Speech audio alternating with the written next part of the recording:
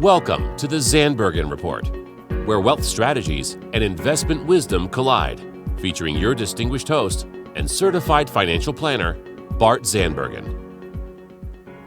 Welcome to the Zandbergen Report, a showcase where wealth strategies and investment wisdom collide. I am a rookie. Are you ready? Let's do this again. Okay, here we go. Hi, take two. Welcome to the Zandbergen Report, a showcase of wealth strategies and investment wisdom collide. I am your host, a stammering Bart Zandbergen, and I have with me my partner, Letitia Burbon. Hello. And as always, our engineer and... Saving the day, Paul. Yes.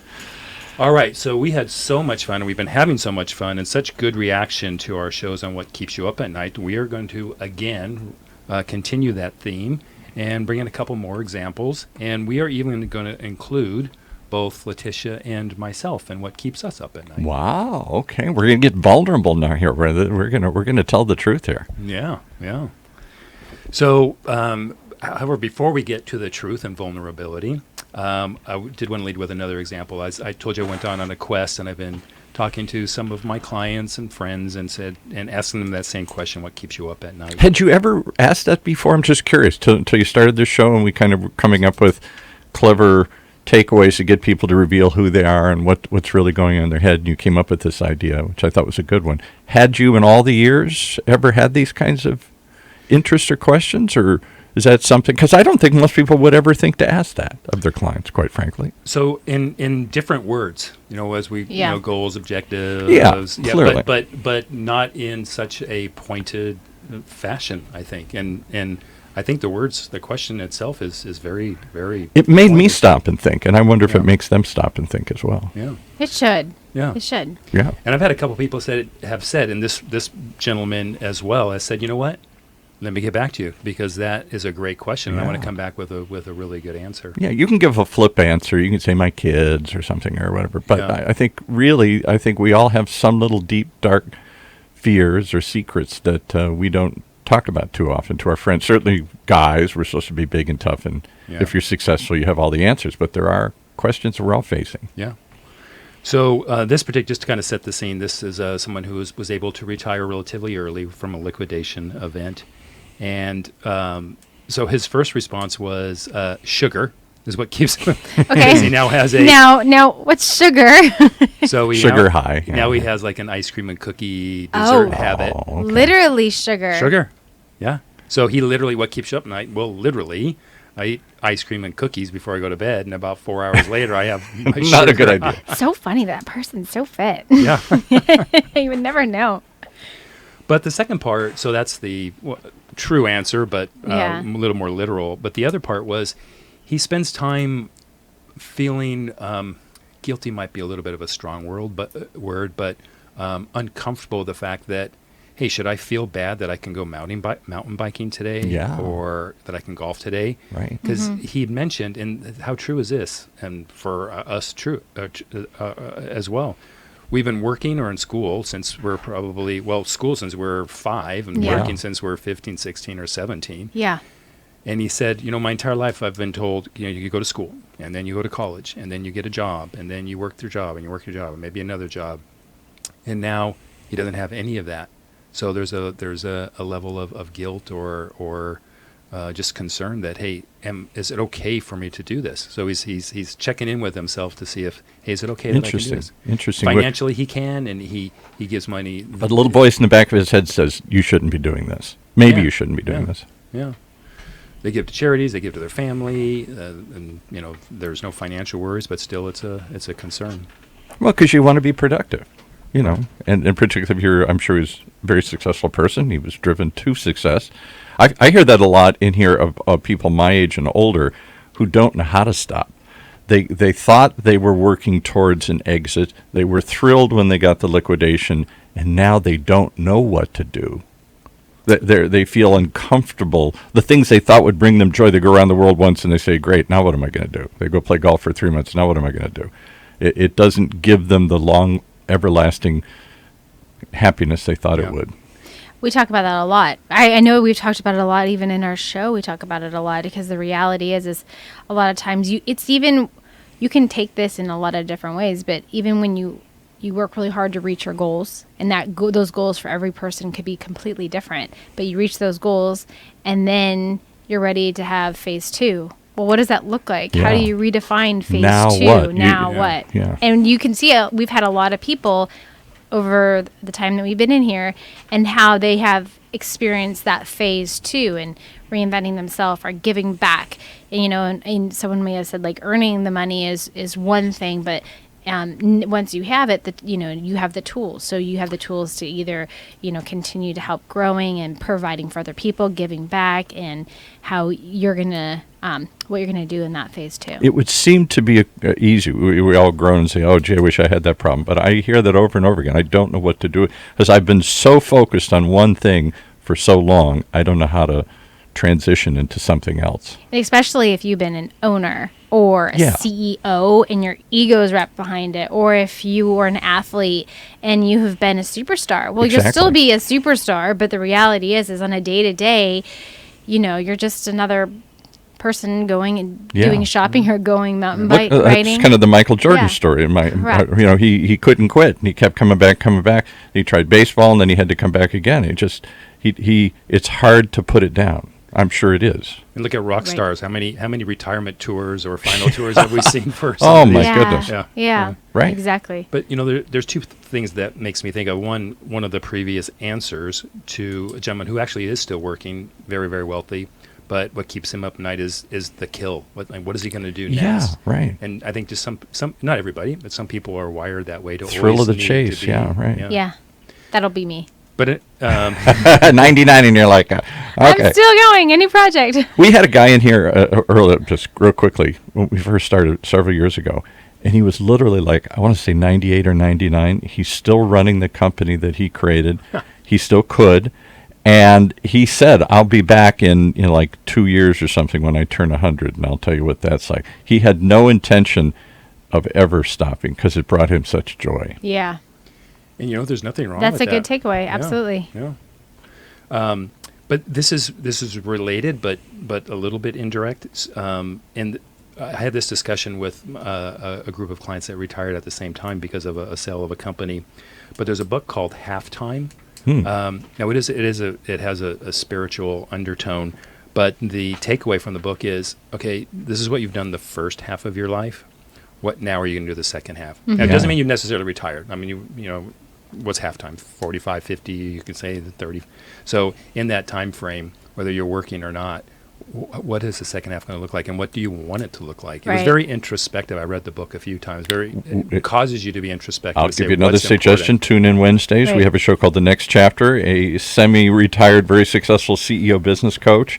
And it's his quest, along with his friends, coming in and kind of figuring out what is the next chapter, particularly for us aging baby boomers, this bonus round we've been given. We used to retire at 65 and die at 70. Now, many of us will die in our 90s or 100 or something. What are you going to do with that extra time? Yeah. So true. All right. I think it might be time for some vulnerability. This is going to start. All right. And he points at her. You start. No one says anything. It's vulnerable. You start. You go first. And we'll see how it goes, if I like the way this feels or not. I'm running out of here. I know. I'm out. Okay. Letitia, are you a vulnerable person? Do you easily open up and share about your inner fears? And you seem to be a driven, successful person. Do you instantly say, I'm scared?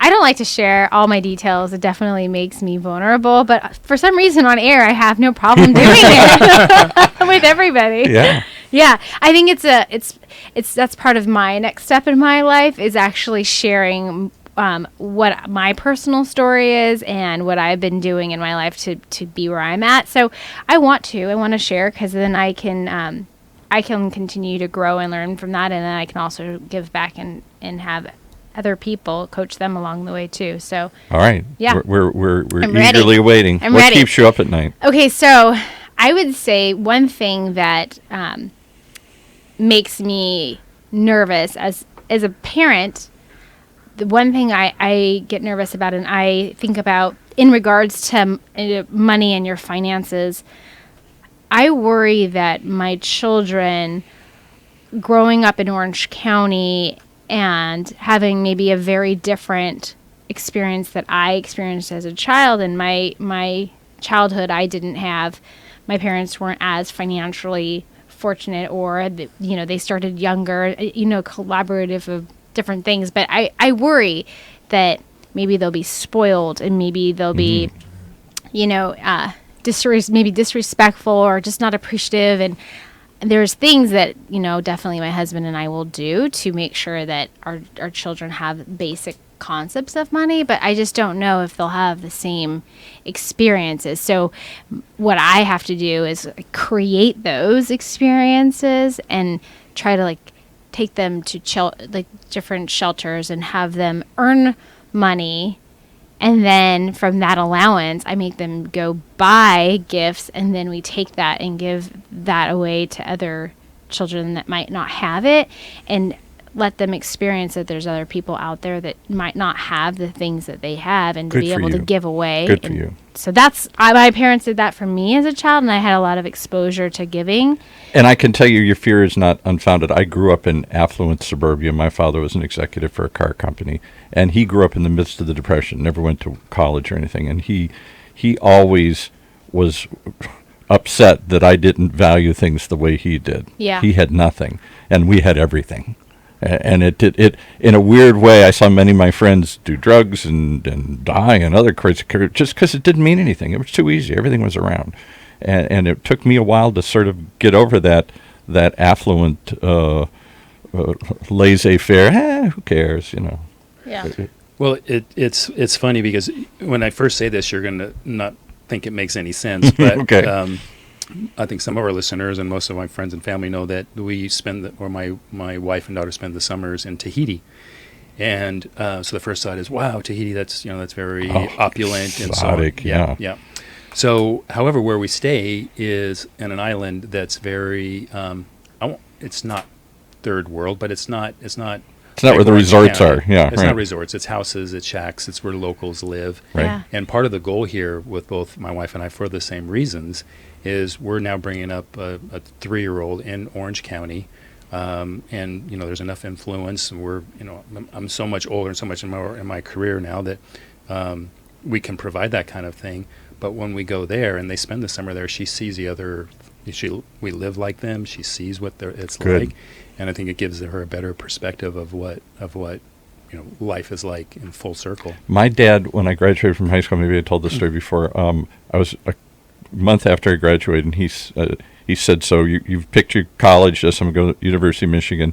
He said, "How are you going to pay for it?" And I said, I literally laughed. I said, "Dad, look around. We're doing good. What do you mean? How am I going to pay for it? I don't need money." And he said, "Well, I never went to college, and I don't think it'll mean the same if I just pay for it. I can, but I won't." And so we got in a big fight, and he said, "I'll pay half, but you got to figure out a way to make half." And I was like, "Half? How am I going to pay for half of college, Dad?" And my friends were looking like this was the worst. Oh, my God, what an evil guy he was.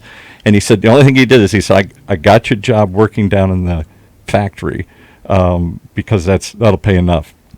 And I'm living out in, lily white suburbia. I'm like, oh, my God, this is like, there are people that don't look like me down there. This is a scary neighborhood. I've never been down there. I'm going to go down into the inner city. He said, yes. He said, that's where I started, and I think you should see it. I hated him for it, but it was the greatest thing he ever did to me. I did that for like 4 summers in a row, and I was the only one of my friends that worked. Everybody else just got, their parents just paid for it. And it changed everything. So having been forced to do that, it's a good thing.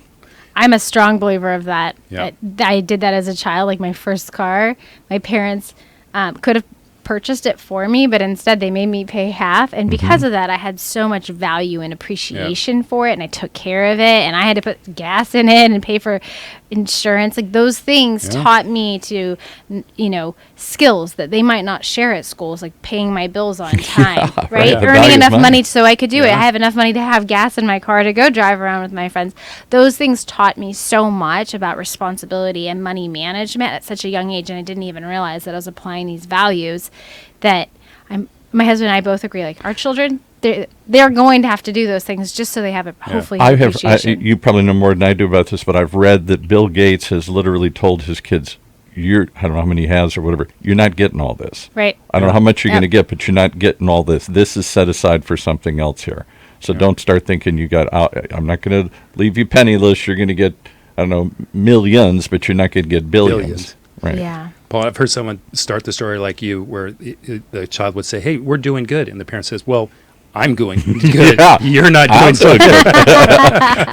You're going to work for it." Yeah. So Well, and it can true. change your view of things. Things came so easily. I'm not saying and I'm an only child, so I guess I was a little spoiled, but I really don't think I was that materialistic, and I think part of it was because things didn't mean anything. We had stuff. I wasn't without. I didn't Right. desire. Not that I was given everything. I don't think I was, but because that wasn't their nature. But I didn't really think of much. And I remember being as a kid, my parents tried to train me by giving me an allowance. $1 or whatever it was back then, 50 cents or something. And I would forget to go. I'd do the work, but I'd forget to go ask it. Money didn't mean anything. It wasn't, okay, what am I going to do with these 2 coins here or something? I already have everything I need. Yeah, it was weird. I mean, so there I'm getting vulnerable here. Yeah. But I think So that's a true. really, really good point you're both bringing up here, really. Yeah. I think my second thing that keeps me up at night is staying stagnant.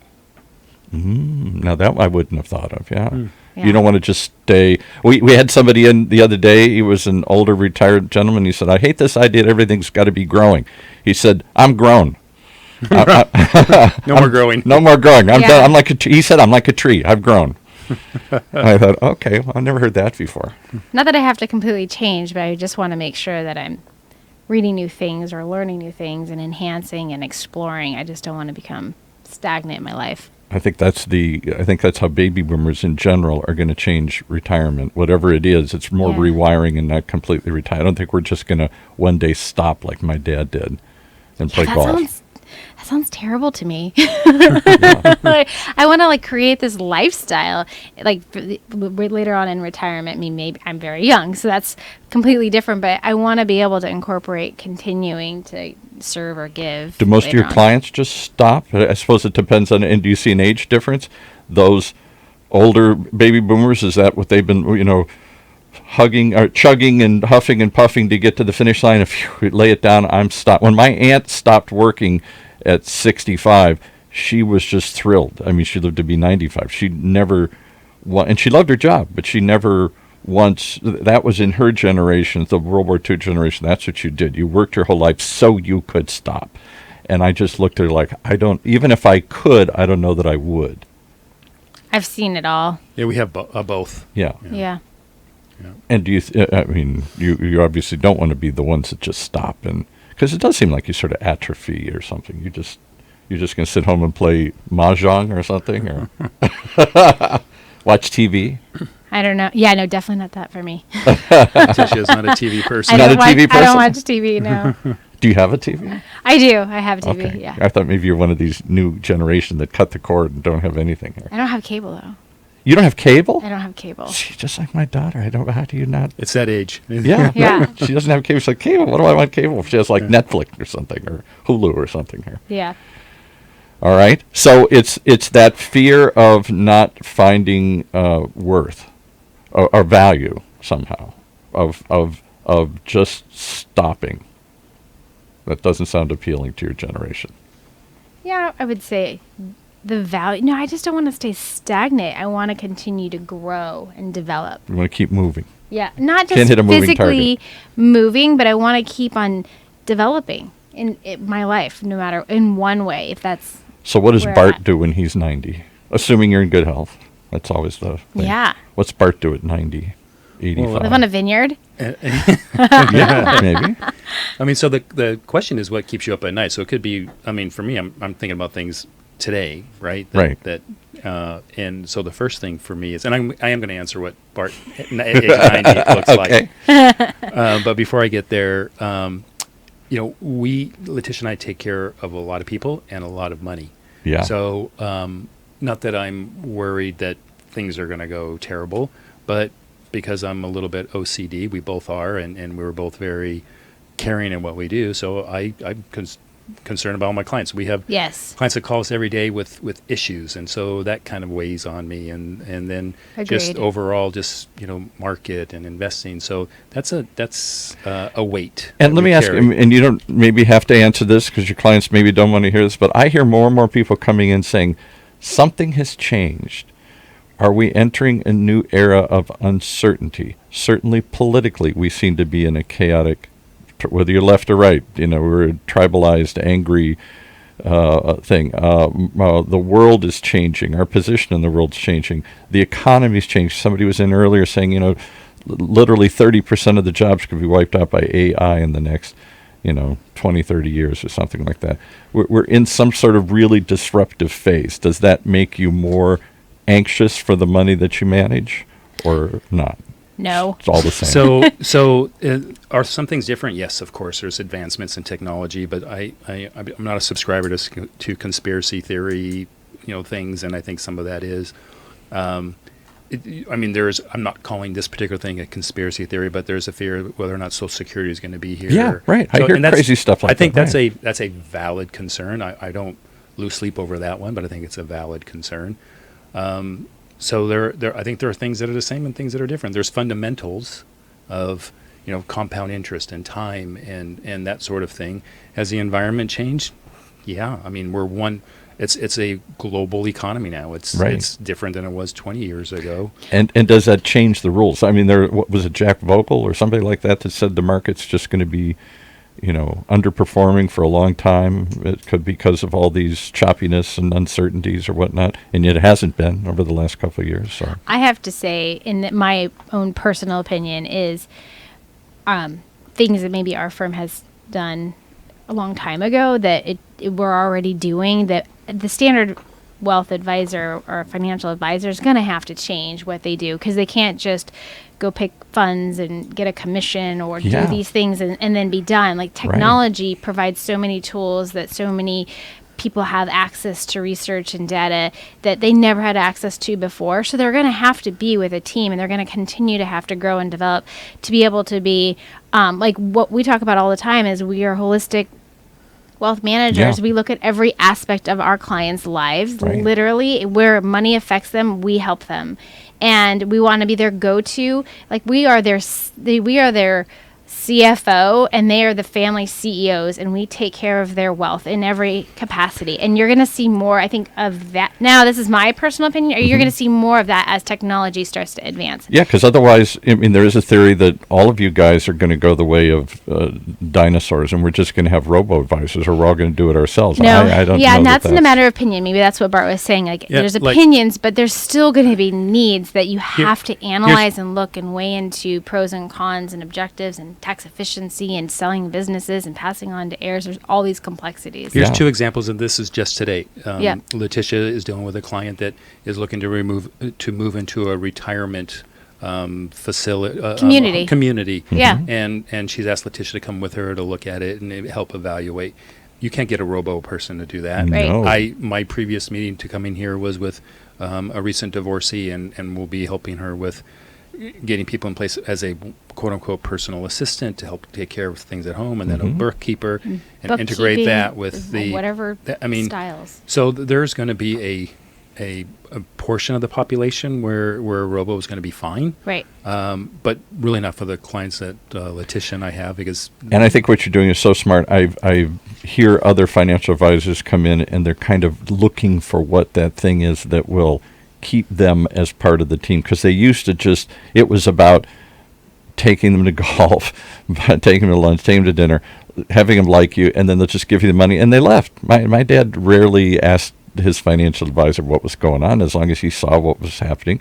Now, with the advent of the internet and the information age, I dare say my dad would be pestering his guy all the time. What about this? What about this? What about this? Yeah, and they're not just going to ask you about the specific analytics behind a performance of a fund or the complexity of it. That you're definitely going to cover that with clients and review meetings, but it's going to go beyond that. Yeah. And the advisors that can adapt to that will survive. The ones that can't won't. And the assumption is that we'll all somehow end up doing all of these things ourselves, just as I had to learn to do more things around the house or other things because the handyman was so expensive, or fix this and do things for myself. I don't want to do those things. And the world is so complex. If it is getting more complex, even though I'm flooded with information, I'm even more confused. So all the more need for people who are going to understand me and advise me. Yeah, to help sift out the information and help them make good decisions based on their own unique. So you specific guys are not situation. afraid, because I have had advisors come in and say, I'm afraid of the future of our craft. You know, No, bring it on. No, Bring it not on. at all. Bring it I'm actually talking about this at a panel, at a global panel of wealth managers. Yeah, And it's real. people are coming. They're going to try to figure out what does that look like. And we're talking about, these are the ways you can set yourself apart. These are the ways you can really help the clientele out there to really just be This is what they're looking for. This is the new Yeah. face of financial They just haven't advice. found Bart and I. Clearly. They need to find us. Clearly. How do they find you? Well, they can go to our website if they want wealth management. They can always go to our website. Bart, go ahead and give them that. Optivestinc.com. And you can fill out information to find us, Bart Zandbergen and Letitia Birbaum. We're always welcome to do that, and we're not usually soliciting, just so everyone knows. Yeah. But if you ever wanted to find us, that's one way to do it.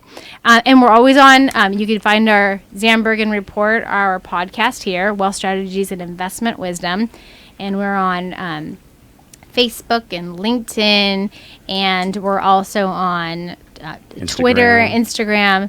And my personal one is Letitia Birbaum, and that's Letitia Birbaum. And Bart, yours? BartZandbergen.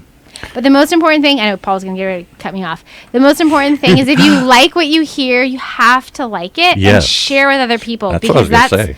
Yeah, okay, cool. Yeah, I mean, you got to.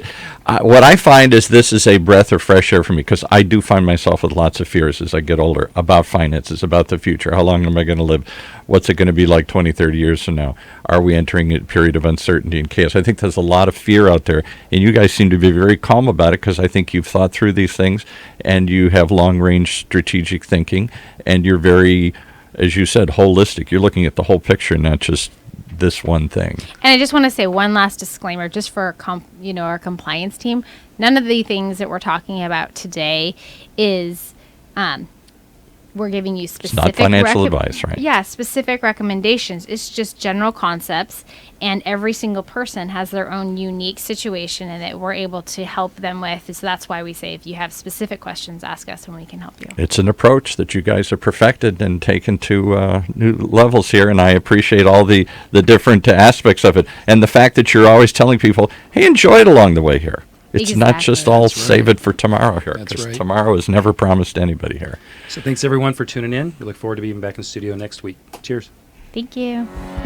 Tune in next week for the latest edition of the Zandbergen Report, Tuesdays at 2 p.m. Catch up on our recent shows by visiting bartzandbergen.podbean.com. The Zandbergen Report is also available on iTunes, iHeartRadio, and Spotify. Interested in being a featured guest on our show, or have a question you'd like to hear us answer? Email podcast@bartzandbergen.com. Bart A. Zandbergen, CFP, and Letitia Birbaum, AIF, are registered investment advisors with Optivest Inc. and registered representatives with Gramercy Securities Inc., member FINRA and SIPC. Investment advisory services are offered by Optivest Inc. under SEC registration. Imagine what it would feel like to lose everything. Your job, your home, your family, your dignity. This has happened to thousands of the men, women, veterans, and young adults we serve at Working Wardrobes. What do we do to help? We provide career development services, life skills workshops, job skills training. We provide the perfect interview outfit, and we get clients placed in jobs. Call Working Wardrobes, 714-210-2460. Donate, volunteer, invest, hire. Welcome to the Esports Minute, presented by Esports Network. I'm Mitch Reeves. Our top story today, the Overwatch World Cup is coming back. One of the very first competitive Overwatch events, the World Cup predated the official Overwatch League by a couple of years, and now the event is returning to Anaheim, California. The event will be hosted at BlizzCon, the premier showcase for the developer behind Overwatch, Hearthstone, and World of Warcraft, and will take place in early May from the 4th to the 8th. In previous years, the World Cup was used as a sort of scouting ground for prospective OWL teams, but with the league finally fully up and running, the World Cup isn't as important to competitive Overwatch as it was in the first couple of years. In other news, Fortnite streamer Nick Merckx will be participating in activations at the NFL Draft. While newly selected players are walking across the stage in Nashville, Nick Merckx will be playing Fortnite with Tennessee Titans quarterback Marcus Mariota and Houston Texans wide receiver DeAndre Hopkins. Last NFL season, Nick Merckx helped bring football to Twitch. He was one of the streamers chosen to bring Thursday Night Football games over to the streaming platform. This is part of the NFL's increased focus on connecting with gamers. In addition to bringing games to Twitch, famous streamer Ninja appeared on a Super Bowl ad alongside NFL greats, and NFL jerseys became available as custom skins for players in Fortnite. That's all for this episode of the Esports Minute presented by Esports Network. We'll be back tomorrow with more esports news.